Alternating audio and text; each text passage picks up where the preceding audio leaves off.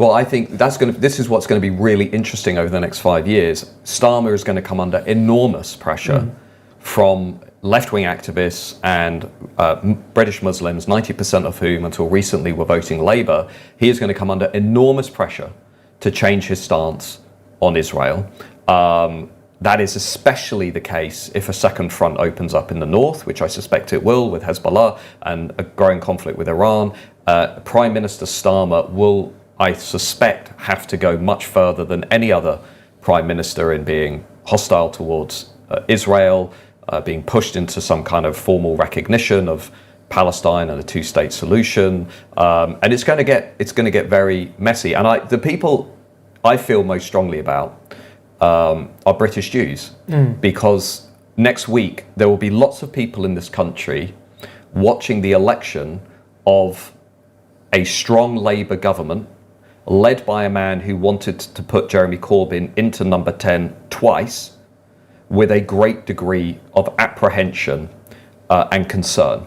There will be lots of Jews in Britain who will feel very worried about the direction of travel in British politics next week, and it is on all of us to make sure their voice as well is heard in this national debate. And the thing that's worrying is that I look at Starmer and I don't think even his wife would describe him as a particularly strong character.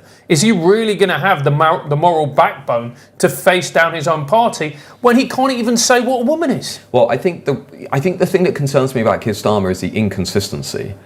So on the one hand, he's speaking for the common people, the working man and woman. On the other hand, he was the guy who campaigned, was very open in campaigning for a second referendum on Brexit. So when the ordinary man and woman voted for Brexit, he didn't want to know. He wanted another referendum until people made the right decision. He has been very inconsistent on issues around the economy, around immigration, around Jeremy Corbyn.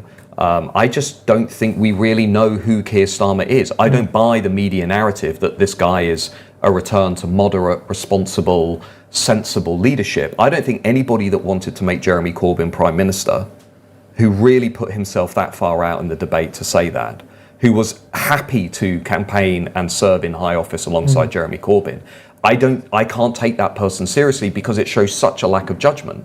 He knew what Corbyn was. He knew all about what Corbyn was. He knew what Corbyn said. He knew what Corbyn believed. And the idea now that he's saying, well, he didn't think Labour were going to win the general election, having gone through 2017, having known how close it was that Labour and Corbyn were, how close they were to power, I do not believe for a second that Starmer thought, well, he won't become Prime Minister anyway, so I might as well campaign for this. It's a terrible post-hoc rationale for what he did. And it's also, as well, when you look at the economic crisis that we're facing, do we really want someone who describes themselves as a socialist handling the economy?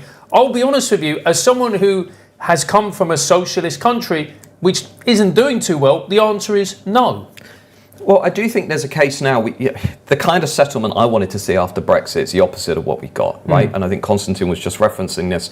We should have got into an economy that was business friendly, that was cutting corporation tax, cutting regulation, that was being responsible in the way it was doing that. I'm not saying slash and burn deregulation across the board, but I'm saying you have to make it clear to business there's a competitive advantage for coming to Brexit Britain over the European Union. That should have been step one on day one. It didn't happen.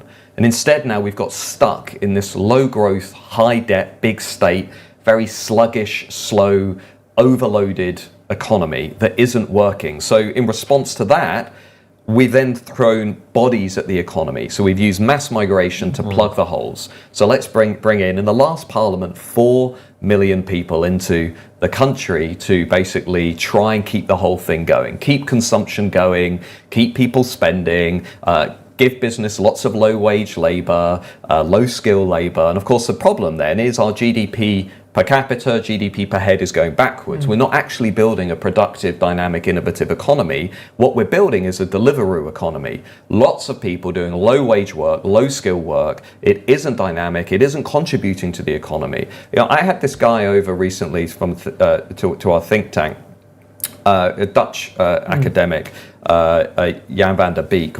He's done the study on the impact of the kind of migration we have in Britain, but he's looked at the Netherlands and he's looked at a few other European countries. And what he's shown is contrary to what the elite class tell us, that actually it's driving economic growth and vibrancy and so on. He's shown conclusively that it's weakening Western economies, that the more you rely on masses of non-European migration, low-skill migration, what you're doing is you're basically hollowing out your economy. And by the way, you're also helping global corporates because they love this, right? Because it's feeding their profit margins. And it's also making the elite class in Westminster feel wonderful and lovely because they can go on Twitter and X and they can say, look at me, I'm a progressive, and they win lots of applause from other members of the elite class. But what it's actually doing to the economy is it's costing, in the Netherlands, he's estimated about 80 billion euros. It's costing Western economies an enormous amount. And again, during this election campaign, we've not had that conversation. We've not even talked about it at all. Nobody has raised that issue except Farage. Again, I'm not here to make the case for Farage, but I am saying Farage and Reform are a very useful vehicle if you want to have that debate. I want to have that debate in this country. I think lots of people out there want to have this debate. And if it wasn't for Farage and Reform, we wouldn't even be allowed to have this debate. We wouldn't even be having this discussion.